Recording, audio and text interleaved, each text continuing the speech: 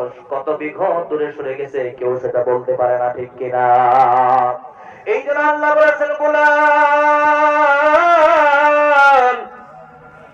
ঈমান আনো। সাহাবায়ে কেরাম যেইভাবে ঈমান এনেছে আল্লাহর গোলামেরা, ওইভাবে ঈমান যদি আমরা আনতে পারি, আল্লাহর কসম করে বলতে পারি, ওই ঈমান আপনাকে আল্লাহর জান্নাত পর্যন্ত পৌঁছায় দিবে। তাফসীরের কিতাবের ভিতরে একটা ঘটনা দেখছেন, আল্লাহর গোলামেরা সহজভাবে বলবার জন্য চেষ্টা করছে, একটু খেয়াল করে শোনেন। আল্লাহর বান্দারা তাফসীরের ভিতরে এই আয়াতের ব্যাখ্যা একটা সামান্য ঘটনা নিয়েছেন। একজন সাহাবার নাম হলো খুবাইব রাদিয়াল্লাহু তাআলা আনহু। নবীজির হাতে হাত থেকে কালেমা পড়ে মুসলমান হয়েছিলেন। আর এই খবরটা চলে গিয়েছে আবু জেহেলের দরবারে, কারণ আবু জেহেলের টপ লেভেলের বেঈমান ছিল, সন্ত্রাসী ছিল।